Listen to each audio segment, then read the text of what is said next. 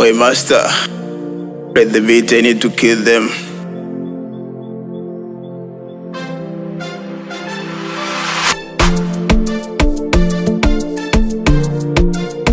Oh damn, Smart boy on the building baby. mapenzi hanaga huruma, yanarudisha sana nyuma, kila siku azishira wama.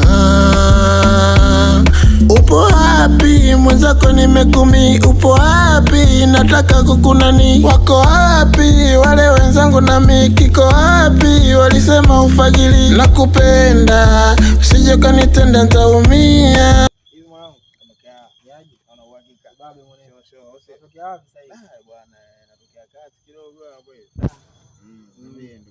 Unaelekea wapi sasa huko? Kama hii hapo. Bwana sasa hivi nataka niingie maskani nikapumzike kidogo. Maana unajua kichwa changu bado hakiko sawa kabisa. Bado. Vipi kuhusu demu yule?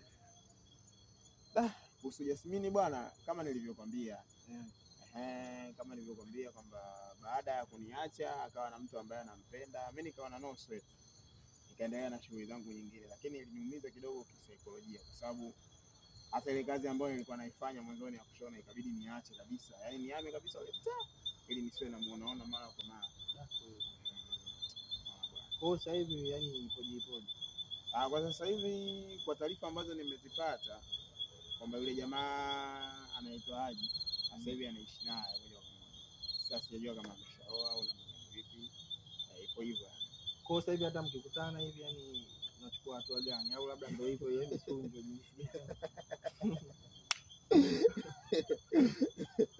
Unajua mimi hapa nina desturi moja.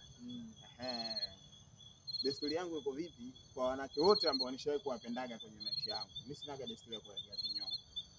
Yaani ni wao tu. Lakini mimi kila naikutana na huyu mwanamke ambaye kwamba nishawahi kumpenda, basi sinaga kinyongo kabisa na kuwa naishi nao fair. Napenda sana tusalimiane hivi, lakini wao mara nyingi sana wana ile tafsiri ya kusema kwamba kinyume cha neno nakupenda maana yake ninakuchukia.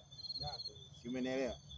Kwa hiyo kwa upande wao ndo wanaeleza kuweka chuki, lakini kwa upande wangu mimi no sweat na napenda sana. Sasa mwanangu umeona maamuzi unachukua? Ndio. Kweli kabisa hapo nyuma umetisha. Ndio.